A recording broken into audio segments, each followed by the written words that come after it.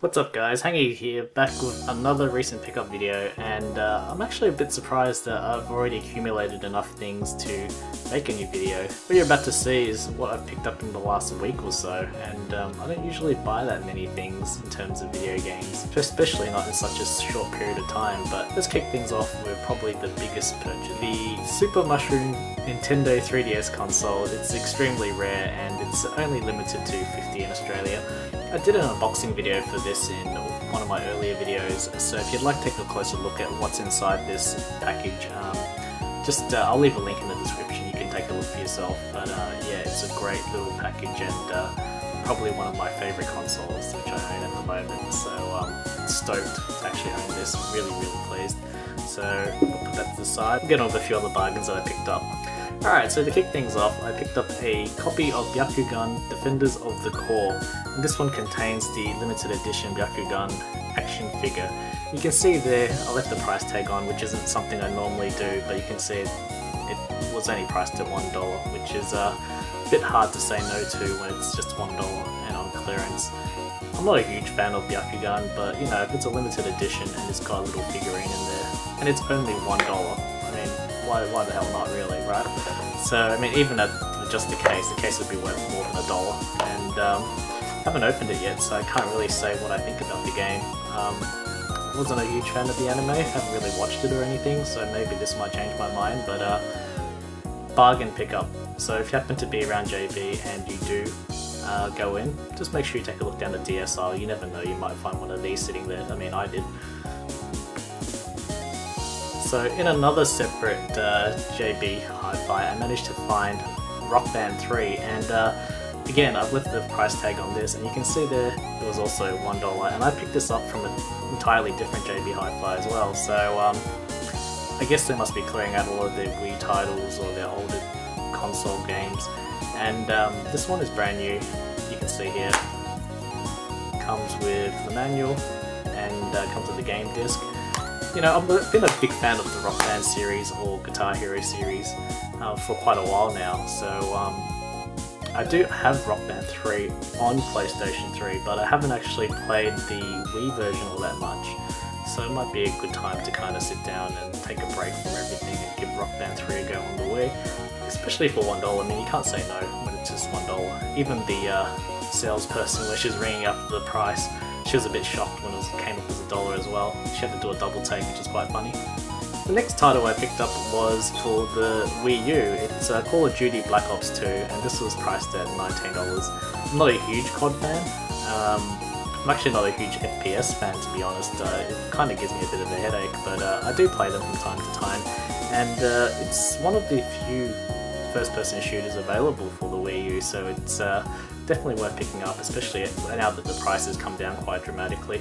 This one is brand new as well. Comes with the game disc. You've also got a copy of the European Club Nintendo code and a smallish little manual there, but yeah, it's complete. It's in good nick, and it's sure going to provide me with a little bit of stress relief on the Wii U, which isn't too bad considering it does give me something extra to play, and my Wii U collection is starting to grow quite beefy now with all the recent pickups for the console lately.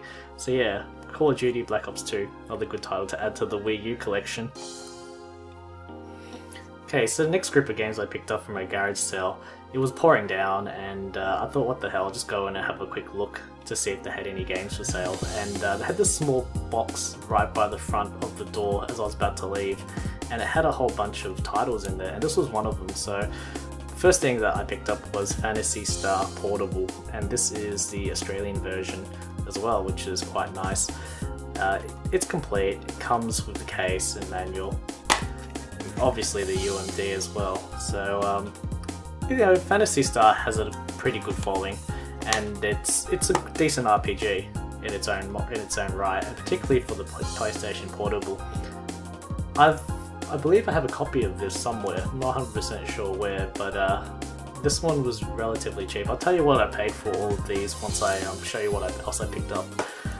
While rummaging around, I also managed to get a hold of Power Stone Collection, and this is a really nice one considering it isn't the Platinum release or any type of classic release. This is the original one with the black label, which is pretty cool. It's also the Australian release, which was quite nice. You know, the guy had obviously had some really good taste in games, which was great.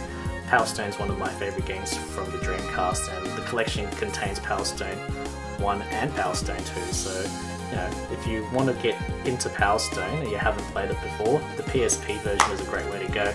Again, this one's also complete, comes with the UMD, also comes with the manual, and it's in really good shape, particularly for something from a garage sale, you know, so that's the second PSP game I picked up.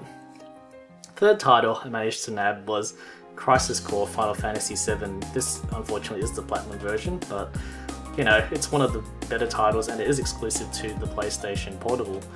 And you know, it follows the exploits of Zack, and he's not really my favourite character from Final Fantasy VII, but it's an interesting take on the series, and gives you a look at the events of Final Fantasy VII through the eyes of Zack instead, which is not too bad. This one also came with the UMD and comes with a copy of the manual, which is quite nice. And yeah, complete in good nick. And that's my third PlayStation Portable pickup, which is something you don't usually find all that much these days as well.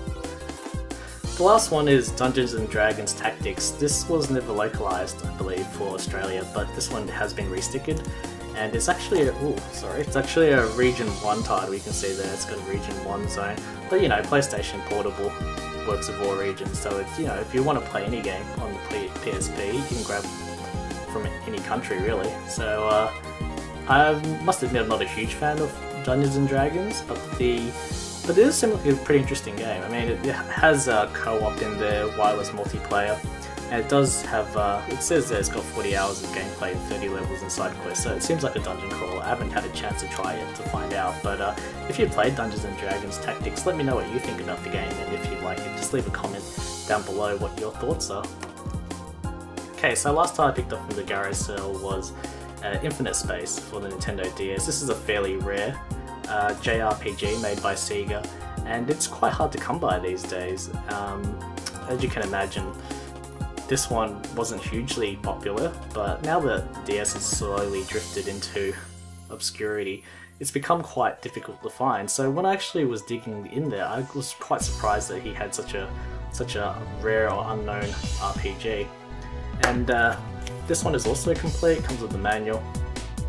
You can see the game card there, so it's all in really good shape. And each of these titles here that I just showed you, that were only $5 each, which is a huge bargain given you know, some of them are quite rare and you're probably going to be hard pressed trying to find it or track them down these days.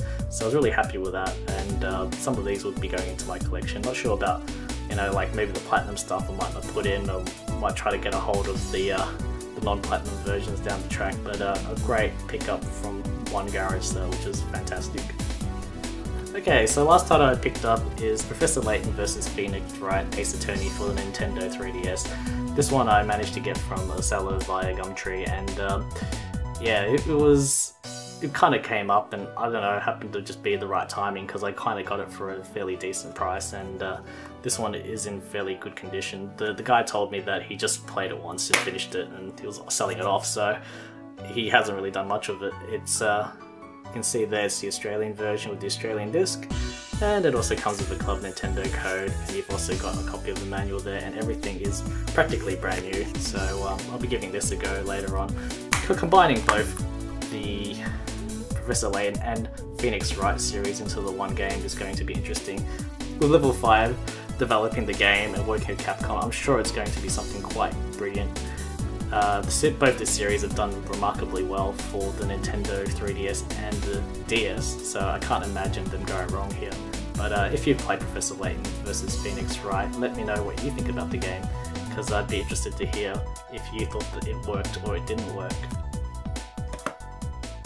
So just to recap, here are my recent purchases. I picked up the Nintendo 3DS Super Mushroom, Byakugan for a bargain buy of $1, Rock Band 3 for the Wii, Call of Duty Black Ops for the Wii U, Phantasy Star Portable for the PSP, Power Stone Collection for the PSP, Crisis Core Final Fantasy VII for the PSP, Dungeons & Dragons Tactics for the PSP, infinite space for the Nintendo DS. And lastly, Professor Layton vs Phoenix Wright for the Nintendo 3DS. Let me know what you think about my recent pickups and what titles you own or maybe you'd like to add to your collection in the comments below. And also don't forget to leave a like if you've enjoyed this recent pickup video. Thank you as always for watching, and thank you to all the recent subscribers and viewers for all your support. I really appreciate all the support, and if you haven't subscribed to the channel yet, please don't forget to do so you can keep up to date with all the new videos that come out. Until next time, take care and I will catch you later. Bye.